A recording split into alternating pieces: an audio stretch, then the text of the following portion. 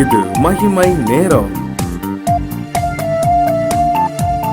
மகிமை டிவி நேயர்களை அன்புடன் வாழ்த்துகிறேன். மகிமை நேர நிகழ்ச்சியின் வாயிலாக தங்களை மறுபடியும் சந்திப்பதிலே மிகுந்த மகிழ்ச்சி அடைகிறேன். நாம் தொடர்ந்து பாவத்திலிருந்து வெளிவர 7 வழிகள் என்ற தலைப்பின் கீழே தியானித்து வருகிறோம்.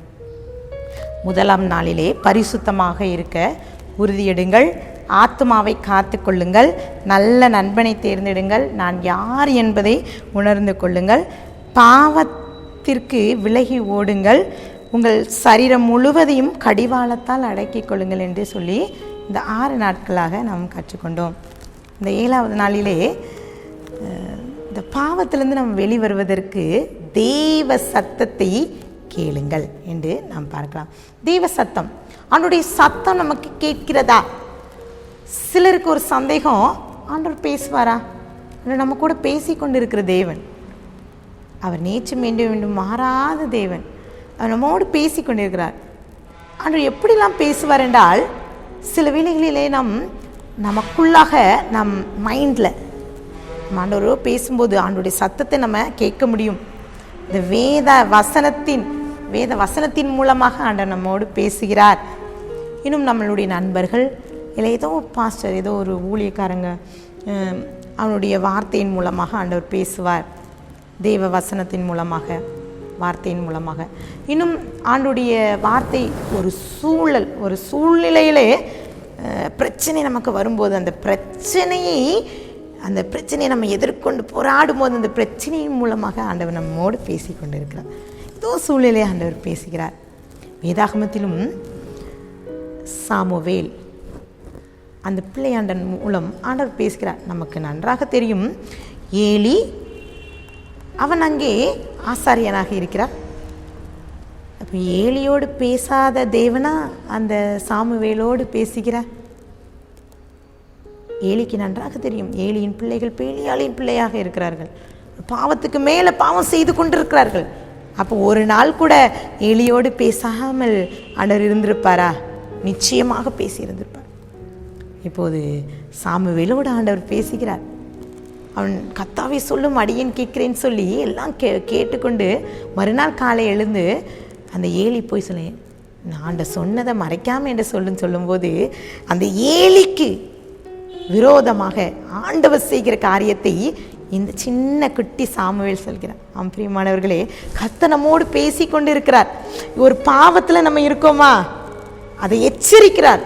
ஏதோ ஒரு மூலமாக, ஒருவேளை உங்கள் மனசுக்குள்ள ஆண்டவர் பேசுகிறாரா, இது தவறு மகளேன்னு சொல்கிறாரா, இல்லை வேத வசனத்தை வாசிக்கும் போது பாவம் செய்த ஆத்மா சாகும், ஏதோ ஒரு வார்த்தை மூலமாக உங்கள்கிட்ட பேசுகிறாங்கல்ல, இல்லை உங்கள் நண்பர்கள் மூலமாக எச்சரிக்கிறார்களா ஆண்டவர்.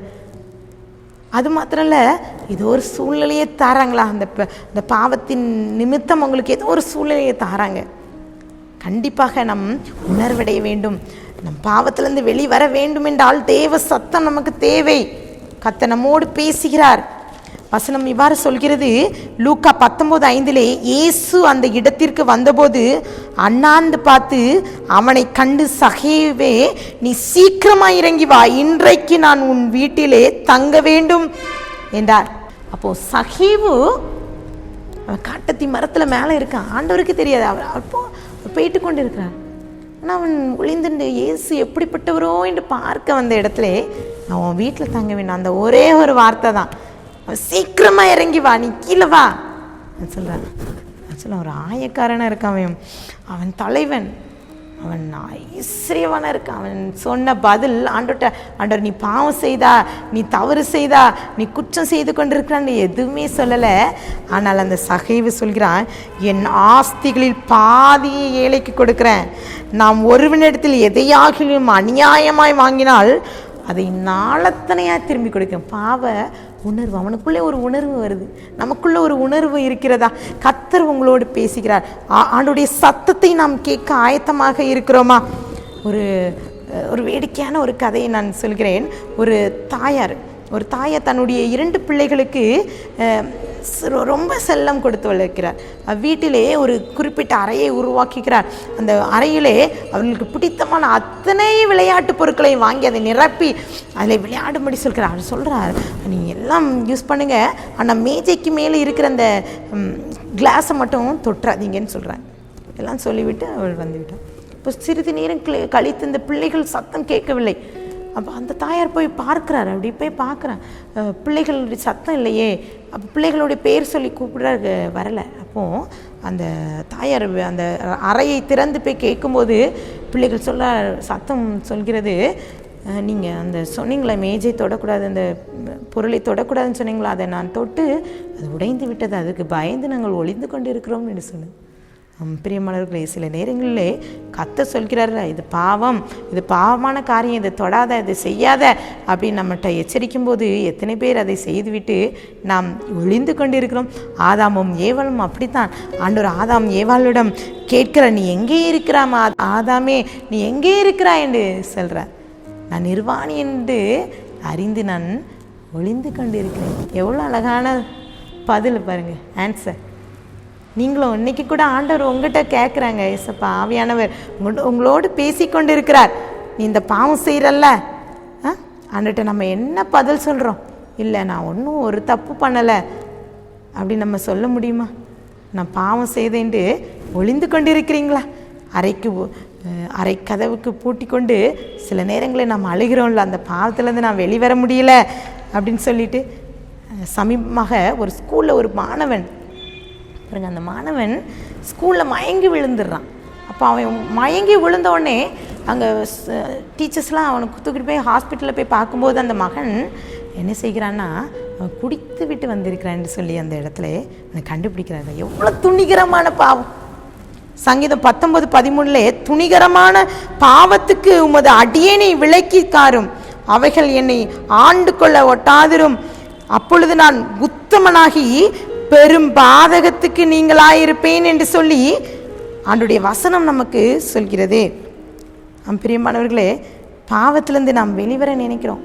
அதுக்கு சில 7 காரியங்களை நாம் தொடர்ந்து நாம் கற்றுக்கொண்டோம். ஏதோ அந்த வார்த்தையை கேட்டுக்கொண்டு ஏதோ நல்லா பேசினாங்க, அப்படி அல்ல. பிரியமானவர்களே, கர்த்தர் நித்தம் நம்மோடு பேசி கொண்டிருக்கிறார், எச்சரிக்கிறார். பாவத்திலேருந்து நம்ம வெளிவர நினைக்கிறார். நம்ம ஒப்பு கொடுப்போமா? யோவான் 10:27, என் ஆடுகள் என் சத்தத்துக்கு செவி கொடுக்கிறது, நான் அவைகளை அறிந்திருக்கிறேன், அவைகள் எனக்கு பின் செல்லும்.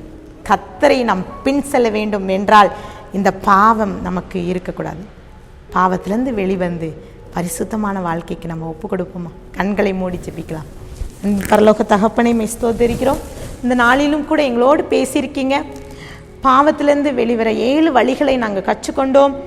அதை ஒவ்வொன்றும் நாங்கள் எங்கள் வாழ்க்கையிலே அதை நாங்கள் செயல்படுத்தி இந்த பாவத்திலேருந்து வெளிவந்து உமக்கென்று ஒரு வாழ்க, நம்முடைய சத்தத்தை கேட்கிற ஒரு நல்ல ஆடாக எங்களை உமக்கென்று அர்ப்பணிக்கிறோம்.